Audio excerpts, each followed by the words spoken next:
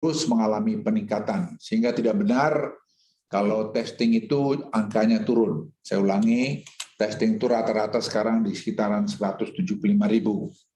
Kami berupaya memang sampai ke 400.000, 200, 300, tapi sepertinya kita akan range-nya di antara 175 sampai 225 atau 250.000.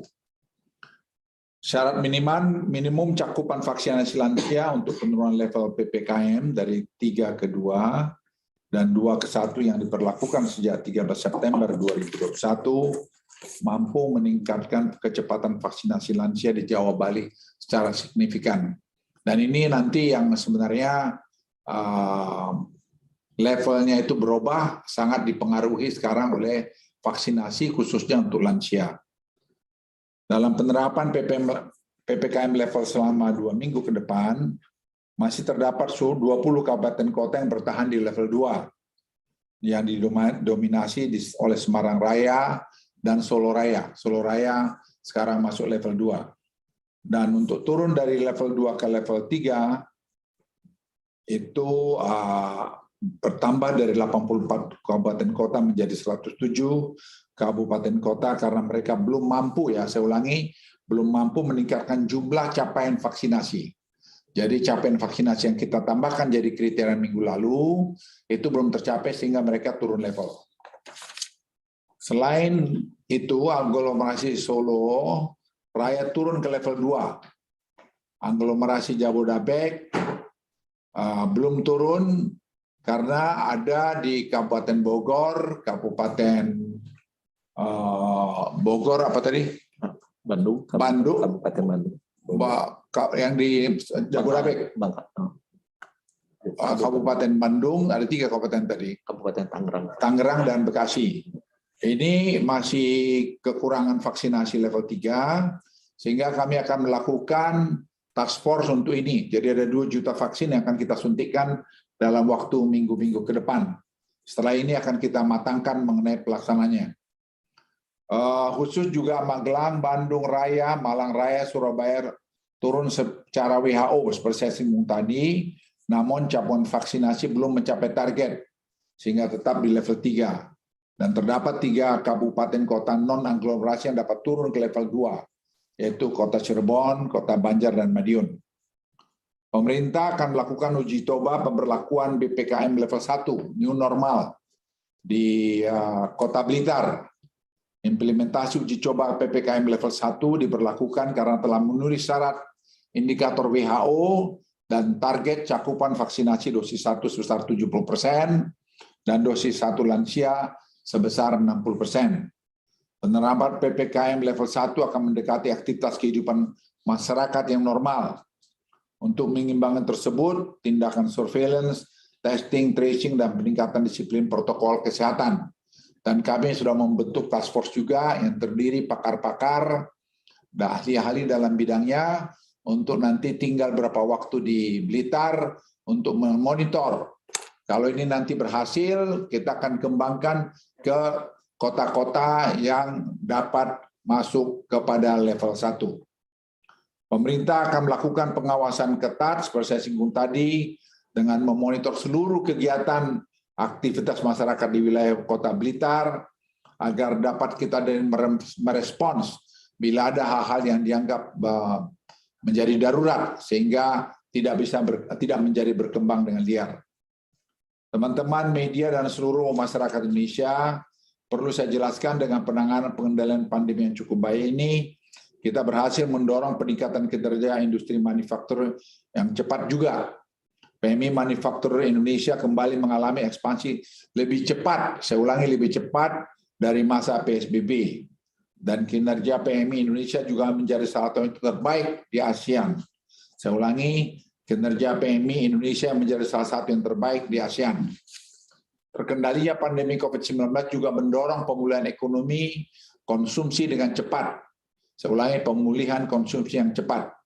Indeks nilai belanja Provinsi Jawa Timur, DKI Jakarta, Daerah Istimewa Jakarta juga sudah mendekati kondisi pra-pandemi. Untuk itu, dalam penerapan PPKM level yang akan diberlakukan selama 2 minggu ke depan, pemerintah melakukan berbagai penyesuaian, antara lain pembukaan pusat kebugaran fitness center dengan kapasitas maksimal 25% dengan memberlakukan prokes ketat, screening peduli lindungi. Konter makanan dan minuman dalam bioskop diperbolehkan buka, namun kapasitas bioskop tetap berlaku 50%. Nanti kita akan lihat seminggu ke depan. Kalau ada perbaikan lagi, nanti kita akan kembangkan lagi ke depan. Jadi semua saya ingin ingatkan, kita lakukan bertahap, bertingkat, berlanjut. Kita tidak ingin tiba-tiba yang nanti bisa sesuatu yang tidak terkendali terjadi.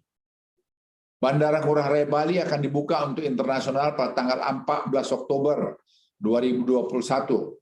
Selama memenuhi ketentuan dan persyaratan mengenai karantina, tes dan kesiapan Satgas, setiap penumpang kedatangan internasional harus punya bukti booking hotel untuk karantina minimal 8 hari dengan biaya sendiri.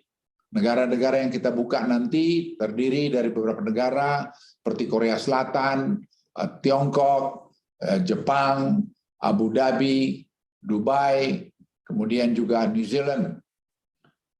Dibukanya kompetisi basket remaja Honda DBL di Jakarta dan Surabaya. Dan hari ini berbagai capaian dari pengendalian pandemi tersebut tentu harus kita syukuri. Namun Wakil Presiden dalam ratas tadi mengingatkan agar kita tetap waspada dan hati-hati. Risiko peningkatan kasus masih tinggi dan dapat terjadi sewaktu-waktu kembali. Teman-teman media dan seluruh masyarakat Indonesia, pemerintah hari ini sama sekali tidak berjumawa dan terus bermohon kepada masyarakat agar sekali lagi tidak euforia yang berlebihan, yang pada akhirnya mengabaikan segala macam bentuk protokol kesehatan yang ada. Apa yang kita capai ke hari ini tentunya adalah kerjasama semua kita, sampai kepada rakyat yang paling kecil, mahasiswa, pekerja semua. Dan ini hasil kita, jangan kita rusak. Oleh karena itu, saya minta juga pada kita semua jangan euforia yang berlebihan. Kelengahan sekecil apapun yang kita lakukan, ujungnya dapat peningkatan terjadinya kasus dalam beberapa minggu ke depan. Dan pastinya akan mengulangi pengetatan kembali yang diberlakukan, dan ini sangat merugikan kita semua. Di akhirnya, akhir kata saya tentunya tidak bosan mengajak agar kita semua terus memanjatkan doa sekaligus berupaya tidak lengah dengan menerapkan protokol kesehatan dengan semua. Semoga Tuhan yang Maha Kasih selalu memberikan kesehatan, ketentuan, kekuatan, meridoi dan memberikan kemudahan kita semua agar kita semua dapat keluar dari pandemi COVID-19 ini. Terima kasih. Wassalamualaikum warahmatullahi wabarakatuh. Saya persilakan Menko Perekonomian Pak Erlangga. Terima kasih Bapak Menko Marinvest, Bapak Menteri Kesehatan, teman-teman media cetak, media elektronik. Pertama, tadi sudah disampaikan dalam laporan evaluasi terkait dengan pelaksanaan PPKM, khusus untuk di luar Jawa, tadi kami sampaikan beberapa hal, bahwa dari segi situasi jumlah kasus per pulau dari kelompok provinsi, dari Sumatera recovery rate-nya 95,19%, fatality rate-nya di 3,54%, dan sejak 9 Agustus sampai dengan 3 Oktober telah turun 91,66%. Kemudian Nusa Tenggara recovery rate-nya 96,78%, fatality rate-nya adalah 2,33%, dan penurunannya adalah 93,79%. Kalimantan recovery rate-nya 95,11%, fatality rate-nya adalah 3,15 dengan penurunan 87,44%. Untuk Sulawesi recovery rate-nya 95,73%, fatality rate-nya 2,62%, penurunannya adalah 88,68%. Maluku dan Papua recovery rate-nya 95,69%, fatality rate-nya adalah 1,71% dan penurunannya 88,47%. Sedangkan untuk tingkat provinsi di luar Jawa Bali, ini provinsi level 0 itu di level 4 sudah tidak ada. Di posisi level 3 ada 4 provinsi, di level 2 ada 22 provinsi, dan 1 provinsi ada di level 1. Nah, kemudian tentunya kita lihat dari Kepulauan Riau dan Kalimantan Timur, ini Riau turun ke level 1 dan Kalimantan Timur turun ke level 2.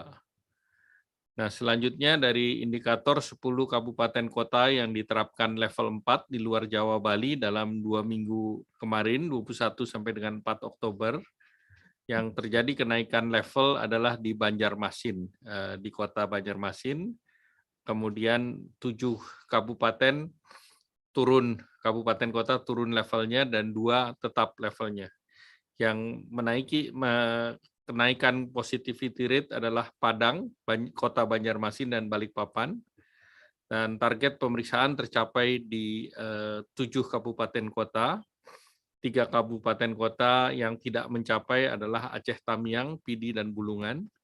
Sedangkan vaksinasi 8 kabupaten kota di bawah rata-rata atau di bawah 45%. Dan juga yang terkait dengan capaian lansia, 7 kabupaten kota di bawah nasional atau di bawah 30%. Perpanjangan PPKM luar Jawa diusulkan untuk 2 minggu ke depan, yaitu tanggal 5 sampai dengan 18, dengan cakupan adalah 6 kabupaten kota.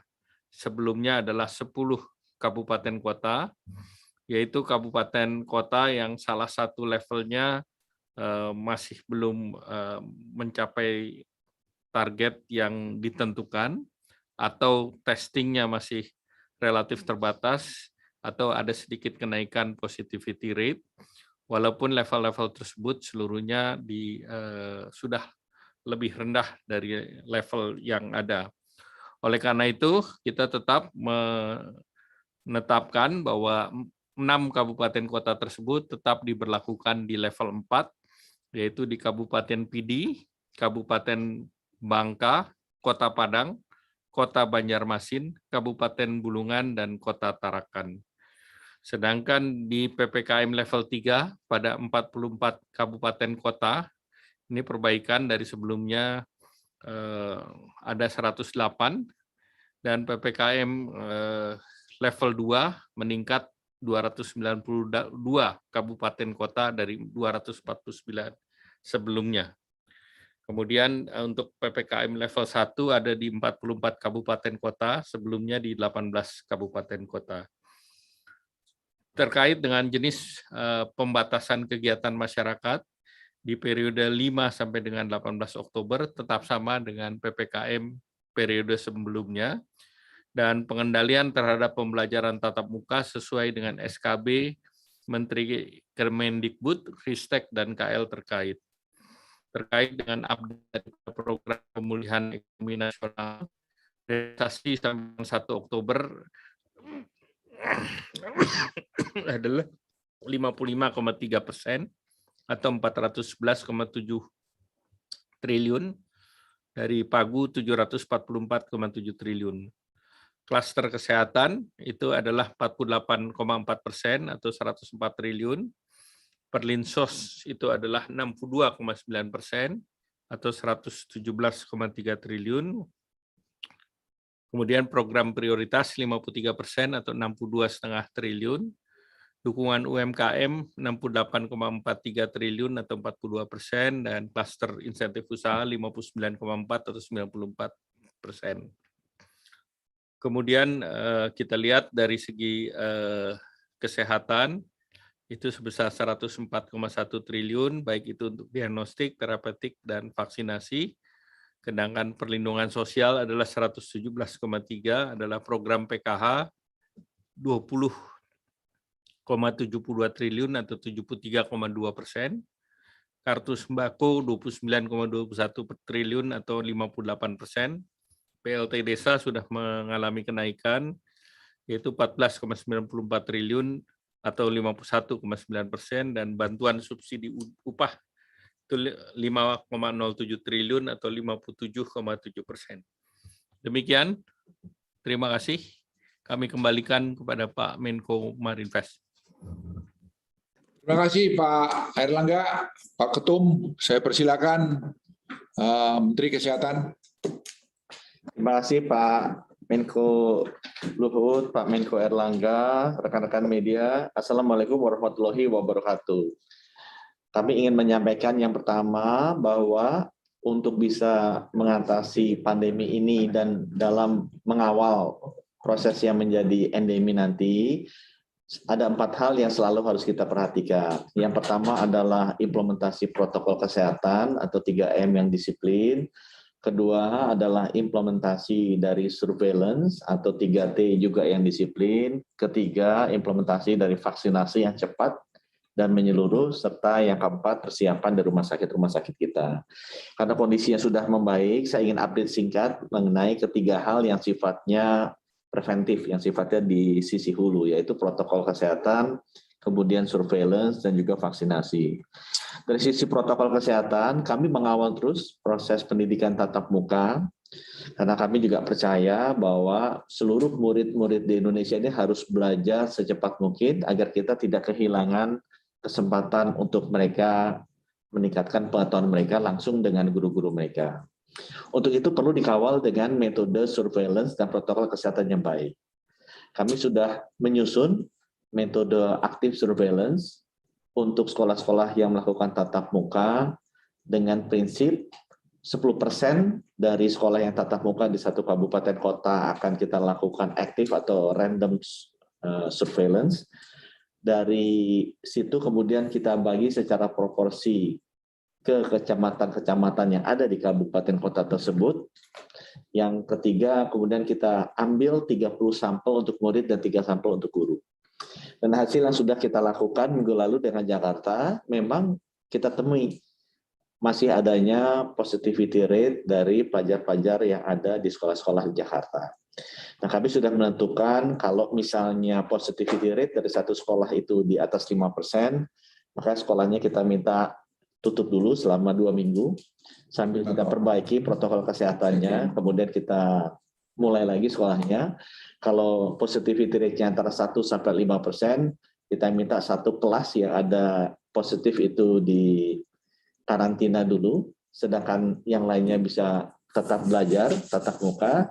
Sedangkan kalau positivity rate-nya di bawah 1%, kita pergunakan metode surveillance yang seperti biasa, yaitu yang positif atau terkonfirmasi dan kontak eratnya di karantina.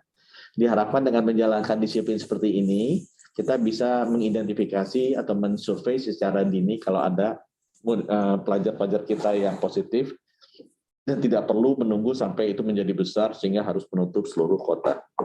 Jadi hasilnya sudah ada di Jakarta, memang ada yang positif, dan saya terus bekerja sama dengan Kementerian Pendidikan untuk bisa meningkatkan kualitas surveillance ini.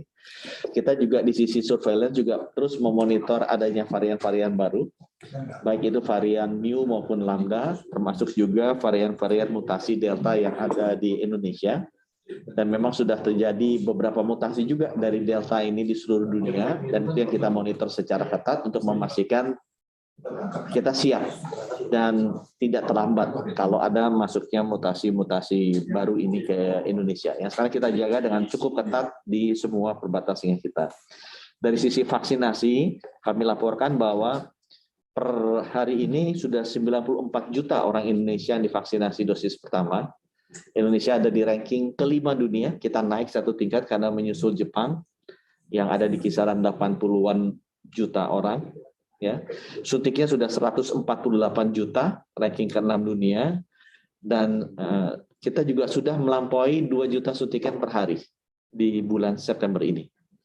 Ya. Total vaksinnya sudah kita terima ada 222 juta, 193 jutanya sudah kita kirim ke daerah, sudah disuntikan 148 juta. Jadi total stok yang ada di kita masih ada di kisaran 70 jutaan, masih cukup banyak. Nah, sekarang kita terus membicarakan bagaimana percepatan vaksinasi ini. Yang terakhir, mungkin juga sudah ramai di media mengenai adanya potensi obat-obatan baru. Kementerian Kesehatan terus bekerjasama dengan BPOM dan rumah sakit vertikal untuk melakukan review dan uji klinis dari semua obat-obatan baru. Baik itu sifatnya monoclonal antibodies Ya, banyak yang dibikin oleh Eli Lilly atau Regeneron atau juga dari Celltrion dari Korea. Tapi juga bisa obat-obatan antivirus baru seperti yang sekarang lagi rame didiskusikan Molnupiravir dari Merck. Jadi obat-obatan tersebut sudah kita approach pabrikannya dan kita sudah juga merencanakan untuk beberapa malah sudah mulai uji klinis dan diharapkan di akhir tahun ini kita sudah bisa mengetahui obat-obat mana yang kira-kira cocok untuk kondisi masyarakat kita. Mungkin dari kami demikian. Terima kasih. Wassalamualaikum warahmatullahi wabarakatuh. Ya, terima kasih teman-teman media. Saya kira kami bertiga sudah menyampaikan semua laporan tadi. Sekali lagi kita confidence cukup baik atau sangat baik kita bisa mengendalikan ini, tetapi sekali lagi masih banyak yang kita tidak tahu mengenai varian Delta ini. Jadi kita semua harus bekerja keras dan saya ingin sampaikan kami membuat keputusan itu pada dasarnya semua saintifik. Saya ulangi saintifik karena teman-teman dari epidemiolog sangat terlibat dan asosiasi profesi kedokteran juga sangat terlibat dalam proses pengambilan keputusannya. Sekali lagi terima kasih kepada semua teman-teman media. Assalamualaikum warahmatullahi wabarakatuh. Waalaikumsalam warahmatullahi wabarakatuh. Baik, Pak Menko, terima kasih atas penjelasannya, Bapak. Teman-teman media sepertinya tidak ada yang akan Terima kasih. Baik, terima kasih Pak Menko Marves, Pak Menko Perekonomian, dan juga Bapak Menkes. Tidak euforia yang berlebihan. Kita semuanya harus percepat proses vaksinasi ini dan tetap taat terhadap protokol kesehatan. Terutama memakai masker.